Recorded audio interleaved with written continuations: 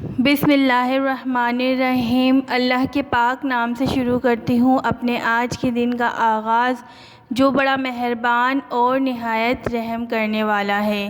میری طرف سے آپ سب کو السلام علیکم۔ امید کرتی ہوں آپ سب خیریت سے ہوں گے۔ یہ آن لائن کلاس آپ کو دی لنکن اسکول کی جانب سے دی جا رہی ہے تاکہ آپ لوگوں کا تعلیم کا حرج نہ ہو اور آپ لوگوں کی تعلیمی سرگرمی جاری رہے۔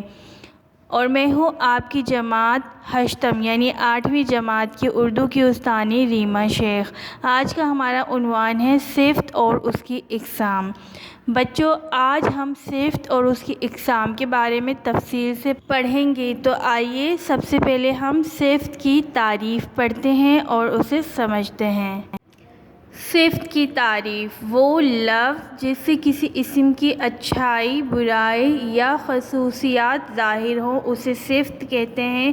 مثال: خوبصورت، سفید، چکنی اور اصل۔ یعنی کسی بھی اسم کی ہم تعریف کریں، ان کی برائی کریں، ان کی اچھائی بیان کریں، ان میں جو خاصیت ہیں ان کو بیان کریں، تو جو اچھائی ہے، برائی ہے اور جو ان کی خاصیت ان کے اندر موجود ہے اسے ہم صفت کہتے ہیں۔ جیسے کہ دودھ کا رنگ سفید ہوتا ہے، تو دودھ کا رنگ سفید ہوتا ہے، جو سفید اس کی خاصیت ہے، کیونکہ دودھ صرف سفید ہی ہوتا ہے۔ کوئی لڑکی اگر کوئی خوبصورت ہے، کوئی جگہ خوبصورت ہے، تو اس کی خاصیت ہے کہ وہ خوبصورت ہے، اس لیے وہ صفت کہلاتی ہے۔ بچوں، اب ہم صفت کی اقسام جان لیتے ہیں کہ صفت کی اقسام کون کون سی ہیں، پھر اس کے بارے میں ہم تفصیل سے پڑھیں گے۔ صفت کی اقسام میں صفت ذاتی، صفت نسبتی، صفت عددی اور صفت مقداری ہیں۔ صفت ذاتی: وہ الفاظ جس سے کسی شخص یا چیز کی ذاتی خصوصیات، حالات یا کیفیات ظاہر ہوں اسے صفت ذاتی کہتے ہیں۔ مثال: خوش مزاج، بد مزاج، بے چین، شریف۔ صفت ذاتی میں ہمیں یہ بتایا گیا ہے کسی شخص یا چیز کی ذاتی خصوصیات۔ صفت میں ہم نے کسی بھی اسم کی اچھائی، برائی، خاصیت کے بارے میں پڑھا تھا۔ اس میں کسی بھی چیز یا شخص کی ذاتی خصوصیات کے بارے میں بتایا گیا ہے کہ وہ شخص یا وہ چیز ذاتی طور پہ کس طرح کی ہے۔ اگر کسی شخص کے بارے میں ہے، کسی انسان کے ذاتی حالات یا ان کی خصوصیات کے بارے میں جاننا ہے کہ وہ خوش مزاج ہے، بد مزاج ہے۔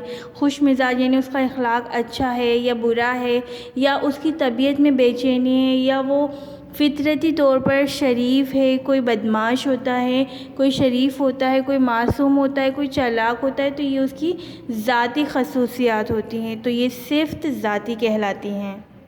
اب ہم پڑھیں گے صفت نسبتی۔ وہ صفت جس میں کسی دوسری چیز سے کسی طرح کا لگاؤ ہو یا نسبت پائی جائے اسے صفت نسبتی کہتے ہیں۔ مثال کے طور پر ہندوستانی بلے، جاپانی گڑیا، کشمیری شال۔ یعنی صفت نسبتی وہ ہے کسی بھی چیز کو کسی سے نسبت دینا۔ جیسے کہ ہم پاکستان میں رہتے ہیں، پاکستانی ہیں، تو ہماری نسبت کیا ہے؟ پاکستانی۔ اگر کوئی شخص ایران سے آتا ہے تو وہ ایرانی کہلاتا ہے، کہ یہ اس کی پہچان ہے۔ یعنی نسبت کا مطلب ہے اس کی پہچان۔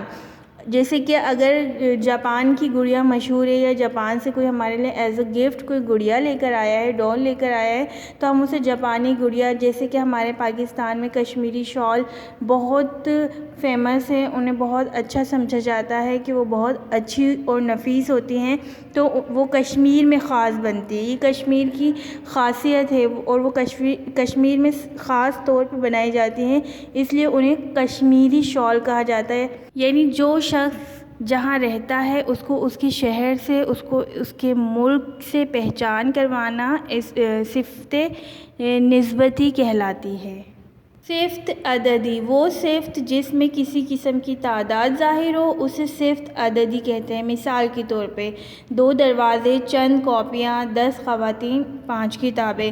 یعنی ایسی چیز جس میں ہم تعداد کو ظاہر کریں۔ جیسے کہ میں نے ابھی مثال میں بتایا کہ 2 دروازے، ہم 1 دروازہ بھی کہہ سکتے ہیں کیونکہ وہ بھی کوانٹٹی کو ظاہر کر رہا ہے۔ چند کاپیاں، 10 خواتین، 5 کتابیں، 2 ٹوتھ برش، 4 پین، اس طرح کر کے ہم جب یہ 2 4 6 8 10 ہم عدد بیان کر رہے ہیں تو یہ صفت عدد ہی کہلاتی ہے۔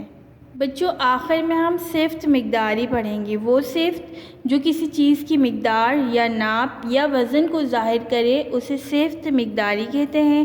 جیسے مثال ہے 2 کلو مٹھائی، پاؤ بھر چینی، 1 کلو گندم، یعنی اس صفت کی قسم میں ہم ایسی چیز مقدار کو ظاہر کرتے ہیں، وزن کو ظاہر کرتے ہیں، ناپ کو ظاہر کرتے ہیں، جیسے کہ ہم 2 کلومیٹر فاصلہ بھی کہہ سکتے ہیں، پاؤ بھر چینی، یعنی اس میں ہم وزن کو اور مقدار کو ظاہر کر رہے ہیں، ناپ کو، میئرمنٹ کو ظاہر کر رہے ہیں، اس کے وزن کو ظاہر کر رہے ہیں۔